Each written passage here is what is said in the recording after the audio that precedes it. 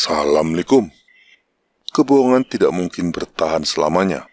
Orang hanya bisa menutupinya selama beberapa waktu saja sebelum akhirnya terbongkar. Itulah yang terjadi dengan Al-Quran. Keterbukaan informasi yang terjadi sekarang tidak bisa dihalangi dan membuat narasi kebohongan yang selama berabad-abad melindungi kepalsuan Al-Quran ditelanjangi dengan kejam di depan mata banyak orang. Tapi sebagian besar muslim masih belum sadar pada apa yang sedang terjadi dan masih mencoba bertahan dengan klaim-klaim klasik mereka seperti yang dipaparkan oleh David Booth dalam video berikut ini. Tonton terus sampai habis karena saya akan memberikan komentar lebih jauh tentang ini. Perfect preservation, ladies and gentlemen. Perfect preservation. That's what our Muslim friends have been telling us for decades. Perfect preservation, right down to the letter, from the time it was revealed to Muhammad.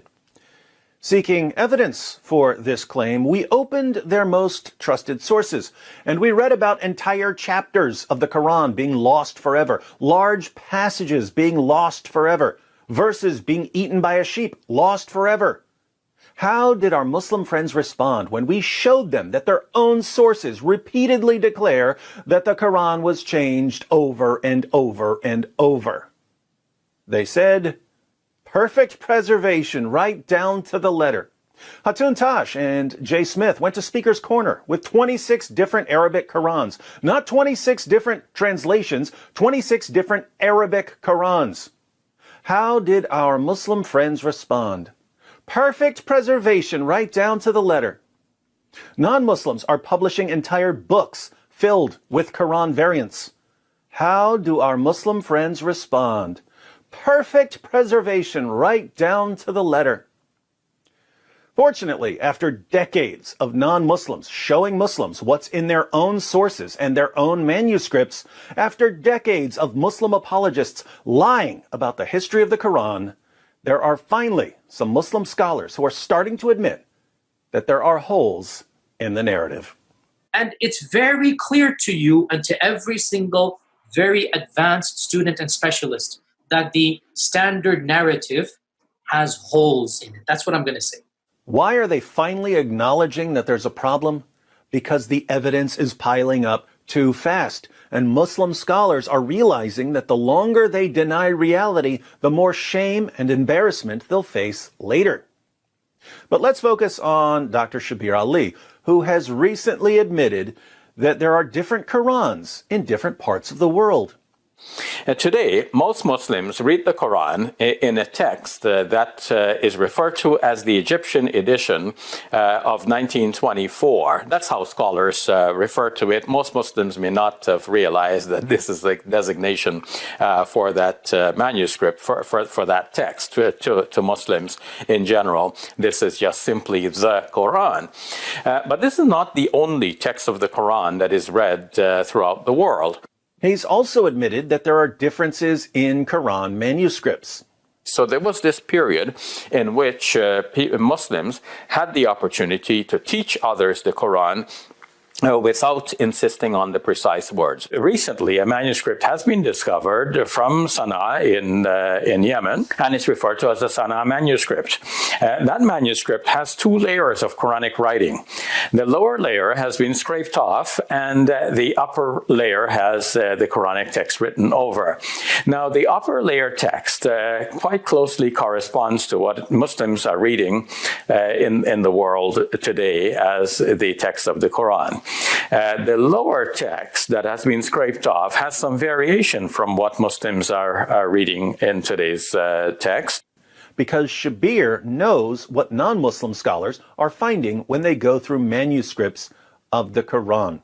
They're finding missing words, added words, changed words, words moved around, words written over, words erased. It's a giant mess. As an example, yesterday, Dr. Dan Brubaker, a textual critic of Quran manuscripts, posted a video where he shows a single page of a Quran manuscript. He shows that there are no less than 11 textual variants and corrections on that one page. Different Arabic words, different meanings, different translations. And what are our Muslim friends going to conclude from this? perfect preservation right down to the letter. My Muslim friends, do you have any clue what kind of damage you're doing to the future of your religion right now? Once this lie has been exposed, possibly the biggest lie in history, the supposed perfect preservation of a book that was repeatedly changed and corrupted. Once this lie has been exposed, we are never going to believe anything you tell us about your religion ever again. When you lie to our faces about what we can see with our own eyes, you destroy your own credibility. When your own sources say that entire chapters of the Quran were lost, and that large passages were lost, and that countless verses were lost, and you say perfect preservation right down to the letter, it becomes impossible to believe you.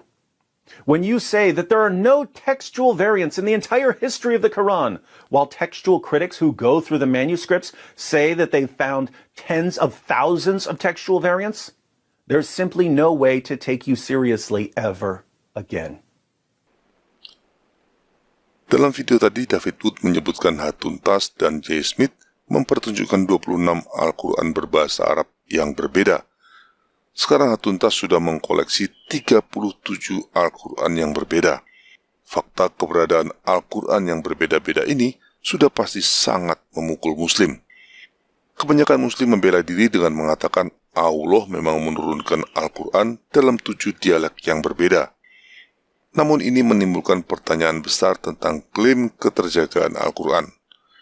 Bagaimana Al-Quran bisa disebut terjaga jika dari 7 dialek Al-Quran yang diturunkan Allah, hanya tersisa satu saja setelah Utsman membakar semua mushaf Al-Quran selain yang berdialek Quraisy? Fakta ini sudah mencederai klaim keterjagaan Al-Quran di samping kasus ayat-ayat Al-Quran yang hilang dan dimakan kambing seperti yang disebutkan oleh David Wood tadi. Selanjutnya, bagaimana menjelaskan dari satu Al-Quran yang tersisa di zaman Khalifah Utsman, sekarang terbukti ada 37 Al-Quran berbeda? Ini menjadi pertanyaan besar atas klaim keterjagaan Al-Quran. Adanya 37 Al-Quran yang berbeda itu sudah menjadi bukti bahwa Al-Quran tidak terjaga kemurniannya dan tidak bebas dari campur tangan manusia.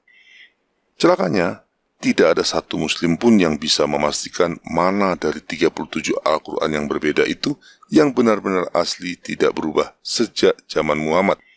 Sampai hari ini, mushaf Utsman yang bisa digunakan sebagai rujukan Al-Quran asli tidak ada jejaknya sama sekali. Tapi Muslim masih punya satu argumen yang tersisa. Al-Quran adalah satu-satunya kitab suci yang dihafal oleh pengikutnya. Sayangnya klaim ini sekarang juga harus runtuh. Lihat apa yang terjadi ketika Muhammad Hijab meminta Dr. Yasir Qadhi menuliskan ayat-ayat Al-Quran yang dihafalnya.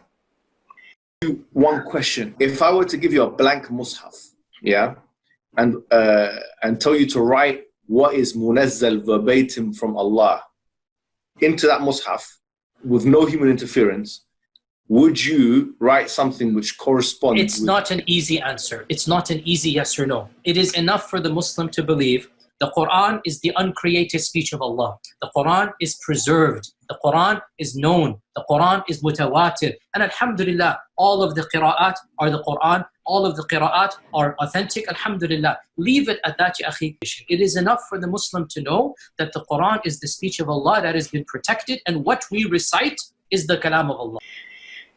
Jelas sekali Dr. Yasir Qadhi tidak berani, karena dia pun sudah tidak yakin lagi apakah Al-Quran yang dihafalnya itu benar-benar sama dengan Al-Quran yang diturunkan pada Muhammad.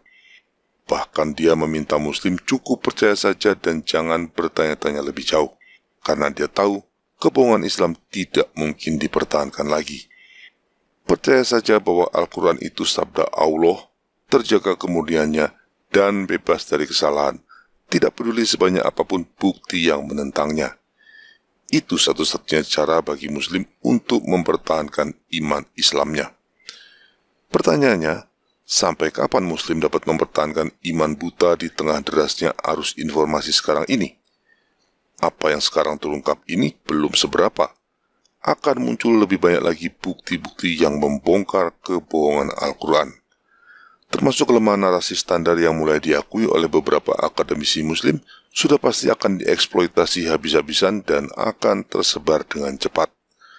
Akhirnya, ketika kebenaran dinyatakan, Islam pun tenggelam dan menjadi bagian dari sejarah kelam umat manusia.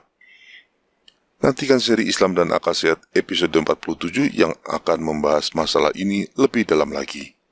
Wassalam.